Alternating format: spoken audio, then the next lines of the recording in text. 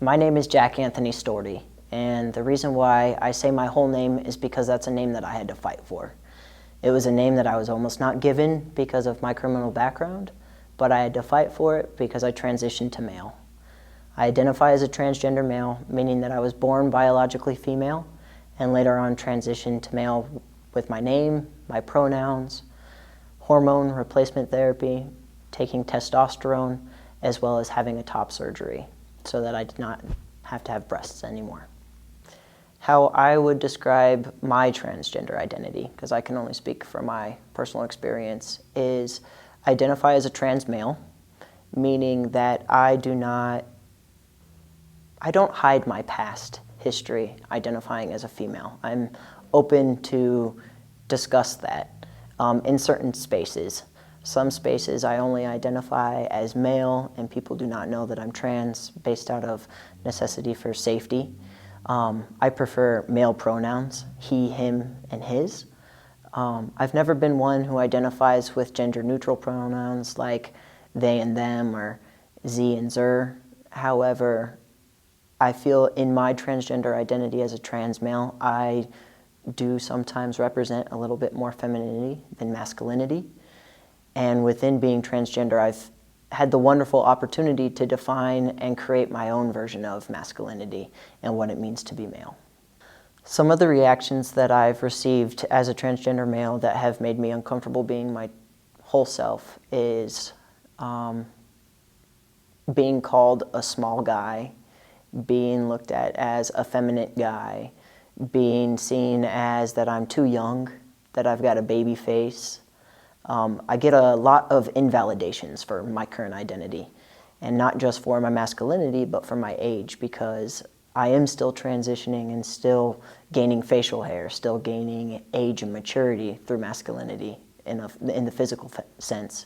So that is still something that I run into.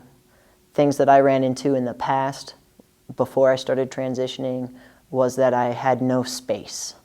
I didn't identify or look or relate to the feminine spectrum enough, and I hadn't transitioned yet, so I did not relate or fit into the masculine spectrum enough yet. So I often got strange looks in public. I often got, well, what are you? Who are you? And it left me feeling like I was disgusting, like I'm an alien. I wasn't allowed to fit anywhere.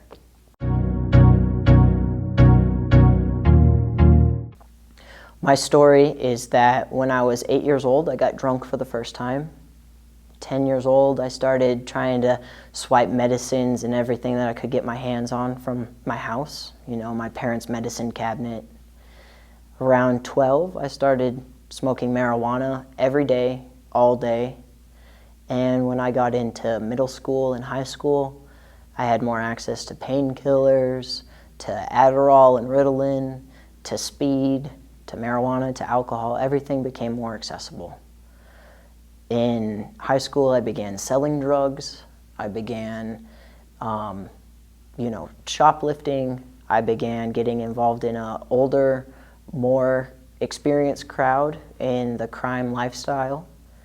And when I was 18, I officially got jumped into the gang life, and I started doing more drugs, cocaine, heroin, a lot more painkillers, ecstasy, so on and so forth. And everything hit me really hard. Multiple overdoses, heart problems, kidney problems. Things got really out of control really fast. I ended up having to go to rehab. I ended up having to do intensive outpatient, and then I eventually did substance abuse groups.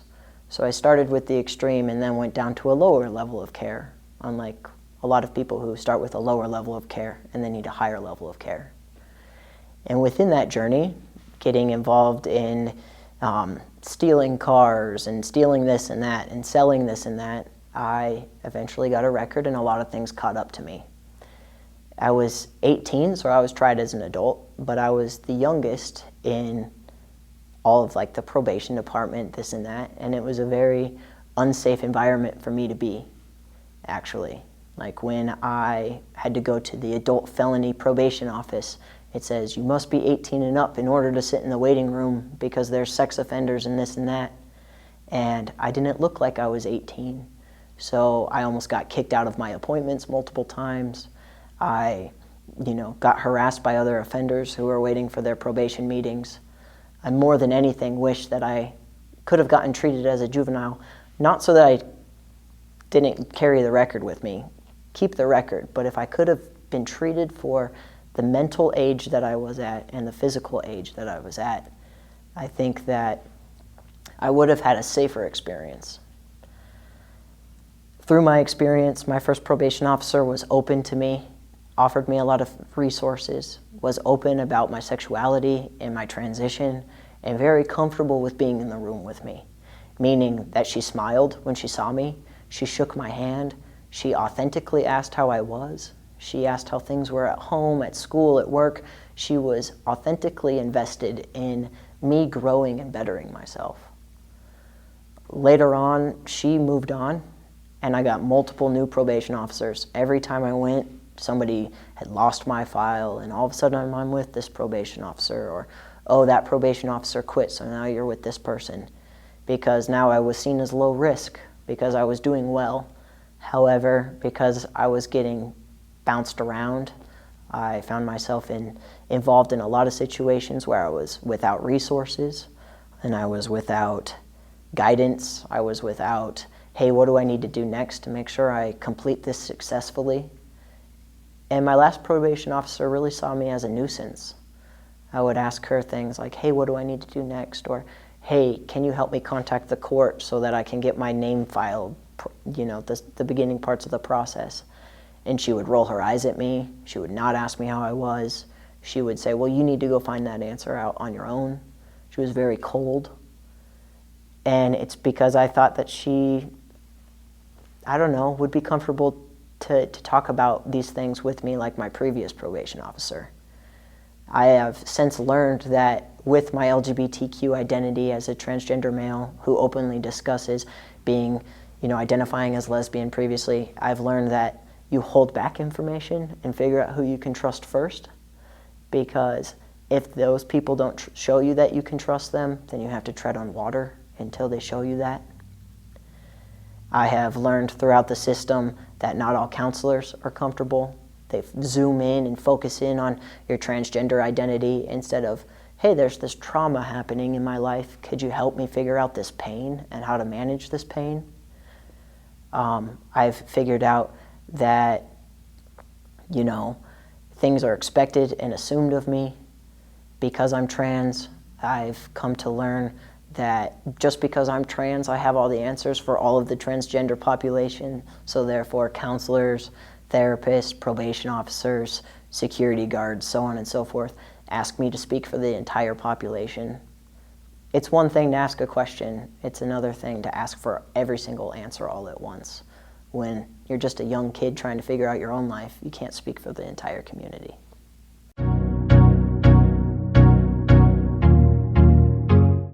Throughout my experience in the justice system, I was often told not to look at a certain door because it was not going to be an opportunity for me, because I had been involved in criminal acts and substance abuse problems and mental health issues, and told, hey, don't even imagine that opportunity. It's not going to be for you. However, I was seen as a deviant. I was seen as not going to be able to amount to anything, that I would end back up in the system, and now I'm a part of the system helping improve the system. I'm an addictions counselor. I serve on the Juvenile Justice Council to help other youth. I'm happily married in a healthy relationship. I have stable housing. I have a stable career. Everything completely changed when I decided that I was going to do right for me and really focus in on my own identity to find out who I was. Because once I figured out who I was and lived authentically to my honest values of my gender identity and my sexual orientation, I no longer had to run away. And I made everything possible. And I realized, okay, yeah, I've got these felonies, and yeah, there's going to be some limitations and there's going to be hoops to jump through, and some of those hoops are going to feel like they have fire on them. give me a couple tries, but I'm going to jump through that hoop and I'm going to figure it out. Even if I'm the first person or if I'm the fifth person, even if it's never been done before. I have taken the skills from being a drug dealer, being involved in tough crowds, being involved in a violent household, being involved in, struggling with mental health. I have taken those attributes and found out how to be an assistant director of an agency and manager multiple people and employees. Connect with individuals who are also struggling. Connect with people who have no idea about what it's like to be in my shoes or similar shoes, who are interested and want to ask the questions instead of continuing to be naive. I have used experiences from the past that seem like they were going to determine my entire future and turn them into tools that I can use in my present to continue to have the quality and promising future that I have today.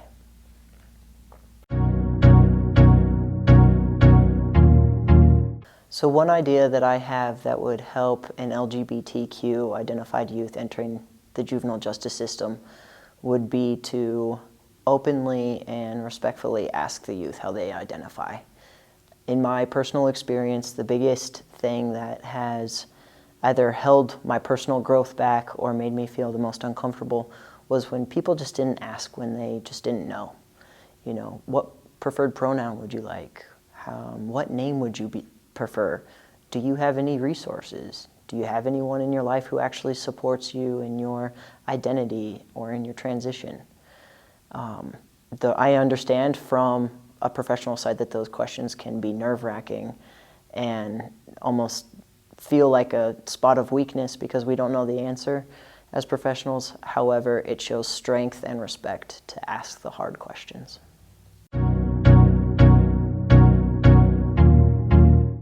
So when I was under the age of 18 and in the juvenile justice system, the mental health system, and receiving treatment for substance abuse, something that often was assumed of me or put upon me was that I was just in a phase. Either I was just in a phase with my sexuality, or I was just in a phase with trying to explore my gender identity, and at the end of the day, I would figure out that I'm just supposed to be this, whatever the person or professional assumed that I was. And so often my exploration of my gender identity and my sexual identity was often the point of conversation instead of like, hey, how can we help get you sober? Or how can we help get you more mentally stable? Or what type of resources do you need to not continue going back to these criminal acts? It was, hey, let's talk about your gender identity. Hey, let's talk about your sexual identity. And I was comfortable figuring that out, not necessarily on my own, but not with the professionals within the field. I didn't feel safe. There was a lot of assumptions thrown. So for me, I wanted to, really work on my treatment. How can I focus even on making myself better if I can't even get sober yet? So when people were throwing out, oh, this is just a phase, or this is just this, or maybe we need to focus on that, I was often left confused as to why it was such a big issue and why it needed to be the topic at hand most times.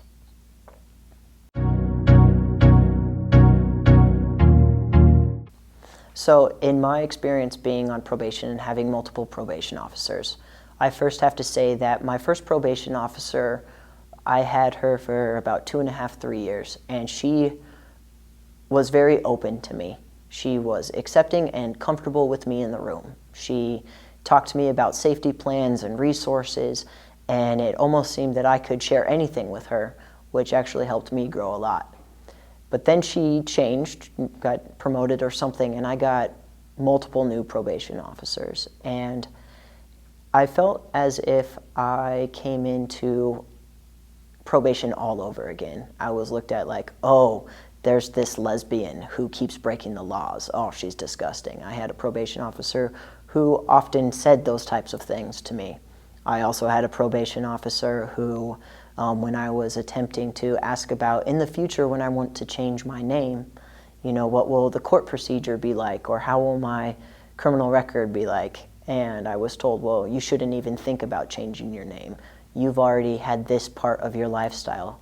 You can't really just restart. So I felt as if those who felt uncomfortable with me as an individual, or maybe uncomfortable with the LGBTQ community, or maybe just not experienced yet, they were shutting my doors before I could even ask what the doors were.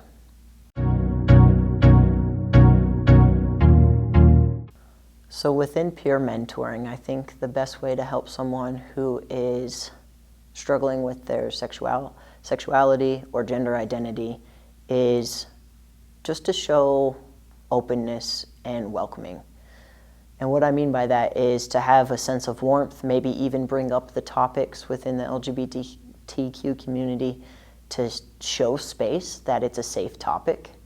Something for me that helped me understand if someone was safe to speak to is if they were open to all types of conversations. It's obvious to me if I were to speak about sexuality or gender, or even to start to talk about other communities and cultures when someone gets shut down quickly or doesn't want to talk about it. Even if you're not necessarily comfortable to talk about it, you can just listen. Sometimes youth, from my experience when I was a youth, I just needed somebody to listen and not put on any assumptions or put on any expectations, and just allow me to have a safe space to vent, to explore, to think outside the box. And when I had my mentors, they were there to listen and then almost just reflect back to me what I was saying or what I was thinking and feeling. And that helped ground me and really helped me resonate what is true for me and what could really kind of throw me off into old cycles or negative patterns.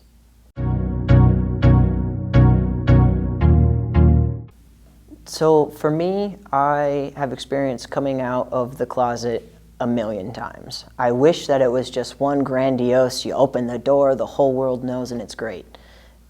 And there has been almost spotlights of that, but I've had to come out time and time again when I meet someone new, when someone finds out that I'm trans or that I previously identified as lesbian, and they start to hear things about my past, and so then I have to connect the dots for them and walk them to where I am today. And as a youth, I had to come out multiple times to my parents, to my grandparents, to my siblings, to my cousins, to my teachers, to my probation officers, to my therapists. Again, I wish it would have been just, we open the door and everyone knows. And so the coming out process can be hard because every time you come out to somebody, you don't know what to expect. It's, this built up anxiety and nerves of, once I tell this person, will they still love me? Will they still respect me? Will they see me for who I truly am now and understand that I wasn't lying to them? I was just taking time to discover myself. So when preparing and helping a youth come out of the closet, it's always good to develop a safety plan. What happens if this individual that you're coming out to gets upset? Are you able to take a time out and come back to the conversation later? Are there things that you can expect them to ask, and how will you feel? So maybe even running some examples. And then also, if this person takes it really well, what are some things that you can talk about to almost come to a sense of closure? Because my experience coming out of the closet, it's like this big, huge shebang. I'm like proud and happy. And then the person says, yeah, I always knew. And it's almost deflating. Like if you are always knew, why wasn't gender and sexuality discussed? Why wasn't it just a conversation of, hey, have you ever considered this? Or how do you identify in your identity in this area? Instead, it was just, let's hold our breath and wait until Jack brings it up. So when it's that deflating moment of, oh, I always knew, how does a youth recover from that? There's anger, there's sadness. It's like you just took away my parade. So planning for that can always be helpful. And then, like I said, coming back to that closure, often parents and adults will ask, okay, so what's next? Especially if there's, coming out with a sexual orientation. So do you have a boyfriend or a girlfriend? Have you done this? Have you done that? Or with gender transition. Okay, so what's the first step? What can I expect? all these questions get given back to us when we come out of the closet, and sometimes we don't know all the answers. So helping a youth maybe have some type of dialogue prepared of, I don't know these answers yet, but I would like you to be a part of this part of my life. Help me figure out this transition together. Or, I understand that I've been thinking about this for, since I was 5 years old, and this is new to you, so I understand that this might be a transition. Almost helping the youth understand a point of empathy for the person that we're coming out to, because there is so much change that's involved.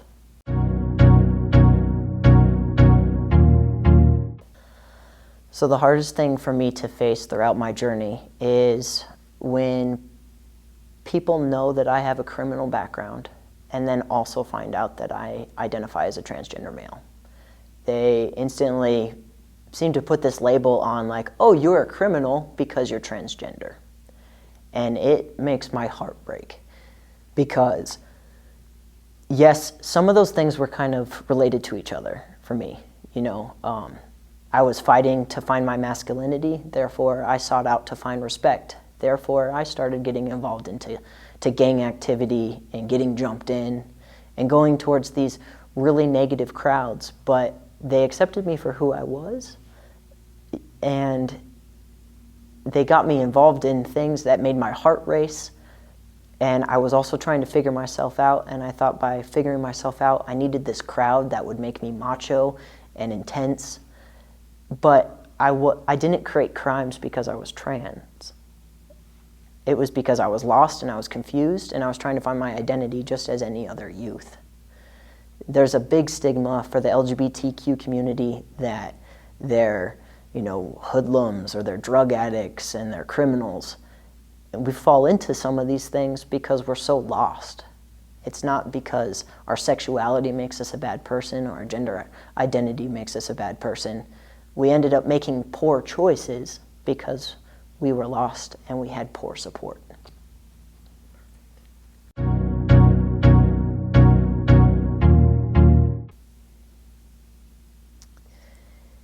If I could go back and reach out to one of my probation officers, it was one of the probation officers I had towards the end who had just received my file. They just found out all this stuff about me on paper and didn't know me as the person that I truly am. They just knew me on paper. I would like to go back and say to them, hey, look, I transitioned successfully. I have continued to be sober. I'm now an addictions counselor. I now mentor youth who are going through the criminal justice system. Because of my hardships, it didn't shut my doors. It actually opened up so many more doors for me to help others and help in prevention, help in people returning to the system, help just bring awareness to people who are, providing services in the system. My experience didn't have to be a bad thing. It brought on some negative experiences, but overall, my bumpy and crazy road has actually led me to the place that I was supposed to be.